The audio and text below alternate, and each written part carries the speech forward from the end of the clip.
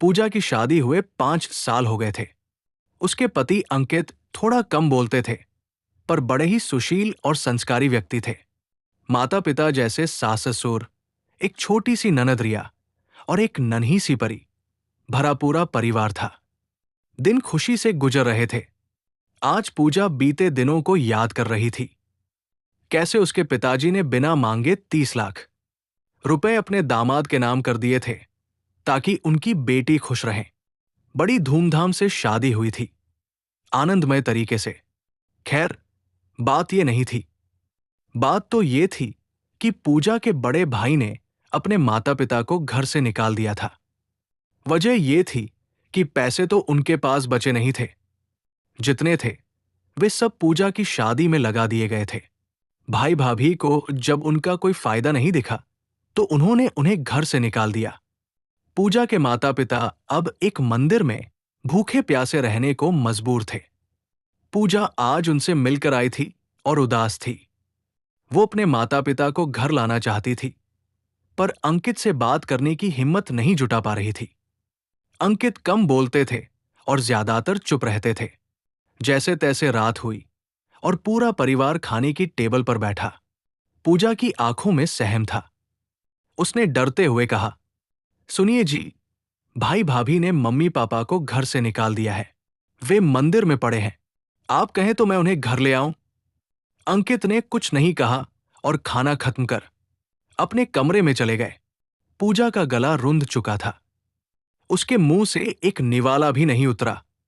उसे चिंता हो रही थी कि अब क्या होगा। उसने सोचा कि अंकित ने तो कुछ कहा ही नहीं। थोड़ी देर बाद अंकित कमरे से बाहर आए और पूजा के हाथ में नोटों का बंडल देते हुए बोले, इससे मम्मी पापा के लिए एक घर खरीद दो और उनसे कहना कि किसी बात की चिंता न करें, मैं हूं। पूजा हैरान रह गई और बोली, आपके पास इतने पैसे कहां से आए? अंकित ने मुस्कुराते हुए कहा, ये तुम्हारे पापा के दिए हुए पैसे हैं, मेरे नहीं थे, इसलिए मैंने कभी उन्हें हाथ तक नहीं लगाया। वैसे भी उन्होंने ये पैसे जबरदस्ती मुझे दिए थे। शायद उन्हें अंदेशा था कि एक दिन ऐसा आएगा। पूजा के सास ससुर अंकित को गर्व भरी नजरों से देखने लगे। अंकित ने अपने माता पिता की ओर देखते हुए कहा, अम्मा जी, बाबूजी, सब ठीक है ना? सासू मां ने कहा, बड़ा नेक ख्याल है बेटा। बहू के माता पिता अगर यहां रहते तो उन्हें शर्मिंदगी होती, इसलिए तुमने अलग घर दिलाने का जो फैसला किया वो सही है। और रही बात इन पैसों की, तो हमें कभी इनकी जरूरत ही नहीं पड़ी। तुमने कभी हमें किसी चीज की कमी महसूस नहीं होने दी। खुश रहो बेटा। अंकित ने पूजा की ओर देखते हुए कहा, अगर तुम्हें और पैसों की जरूरत हो तो बताना, लेकिन घर खरीदने के पैसे का राज अपने माता पिता को मत बताना, वरना वे खुद को दिल में दोष देंगे। फिर अंकित ने कहा, चलो अब मैं सोने जा रहा हूं, सुबह ऑफिस जाना है। पूजा के मन में तूफान सा उठ रहा था।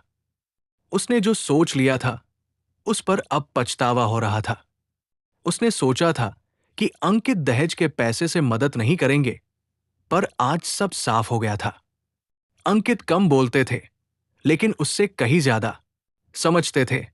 पूजा चुपचाप उनके कमरे में गई और माफी मांगते हुए सब कुछ बता दिया। अंकित ने मुस्कुराते हुए कहा, कोई बात नहीं, तुम्हारी जगह मैं भी होता तो यही सोचता।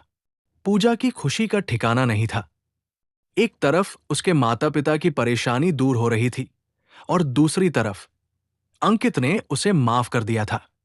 पूजा ने हल्के से मुस्कुराते हुए कहा, मैं आपको गले लगा लूं? अंकित ने हंसते हुए कहा, मुझे अपने कपड़े गंदे नहीं करवाने। दोनों हंस पड़े। शायद पूजा को आज समझ आ गया था कि कम बोलने वाले पति का प्यार शब्दों से कहीं बड़ा होता है।